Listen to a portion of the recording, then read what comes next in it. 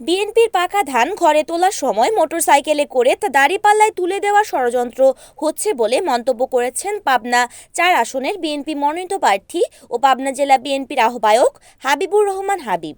শুক্রবার দুপুরে ঈশ্বরদী পৌর শহরের বকুলের মোড় এলাকায় আয়োজিত ধানের শীষে নির্বাচনী উঠান বৈঠকে প্রধান অতিথির বক্তব্যে তিনি এসব কথা বলেন। হাবিব বলেন, দীর্ঘদিন আন্দোলন সংগ্রাম করে কষ্ট করে নেতাকর্মীরা এই ধান পাকিয়েছেন, কিন্তু সুযোগ সন্ধানীরা আত্মঘাতী হয়ে সেই পাকা ধান দাঁড়িপাল্লায় তুলে দেওয়ার ষড়যন্ত্র করছে।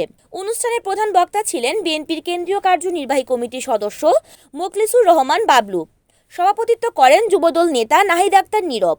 পাবনা জেলা ছাত্রদলের সহ সম্পাদক নাসির উদ্দিনের সঞ্চালনায় ও সাবেক ছাত্রনেতা জুবাইর হোসেন বাপ্পির সার্বিক ব্যবস্থাপনায় অনুষ্ঠানে আরও বক্তব্য রাখেন জাতীয়তাবাদী শ্রমিক দলের কেন্দ্রীয় কমিটির কার্যকরী সভাপতি আহসান হাবিব, ঈশ্বরদী উপজেলা বিএনপি নির্বাচন পরিচালনা কমিটির সদস্য সচিব শরীফুল ইসলাম তুহিন, ঈশ্বরদী পৌর বিএনপির সাবেক সাংগঠনিক সম্পাদক আজমল হোসেন ডাবলু, ঈশ্বরদী উপজেলা ছাত্রদলের সাবেক সাধারণ সম্পাদক মাহবুবুর রহমান পলাশ, পাবনা জেলা ছাত্রদলের সহসভাপতি রফিকুল ইসলাম নয়ন সহ বিএনপির অঙ্গ সহযোগী সংগঠনের নেতাকর্মীরা উপস্থিত ছিলেন। আগামীকাল আমাদের ডেকেছে আমাদের নেতা দলের চেয়ারম্যান তারেক রহমান, ওখান থেকে খুশির সংবাদ নিয়ে আসবো। সিরাজ ইসলাম সরকারকে বহিষ্কার করে ওখান থেকে আসবো। আর আজকে রাতের মধ্যে যারা এখনো হুঙ্কার দিয়ে বেড়াচ্ছেন, প্রথমে প্রার্থীর পক্ষে ভোট চেয়ে বেড়াচ্ছেন, হুঙ্কার দিচ্ছেন, ক্ষমতা দেখাচ্ছেন, দাপট দেখাচ্ছেন এবং হুমকি দিচ্ছেন, পরটাকে দেখে নিবে।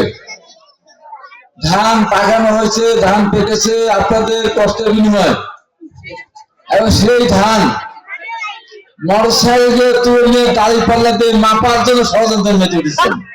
এইটাই ষড়যন্ত্র হতে দিবেন না। সাহসী বাপ্পে আরেকবার হাততালি হোক।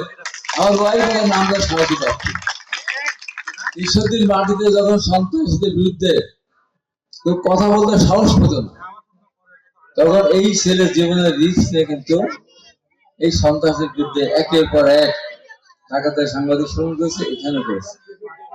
আর আমাদের প্রিয় সন্তান শরীফুল তুহিন, তাকে কারাগার থেকে বের করার জন্য কি যে পরিশ্রম করেছে তার শেষ নেই। আমি তার সাথে ছিলাম। রিপোর্ট করেছেন পাবনা প্রতিনিধি তুহিন হোসেন, NN টিভি।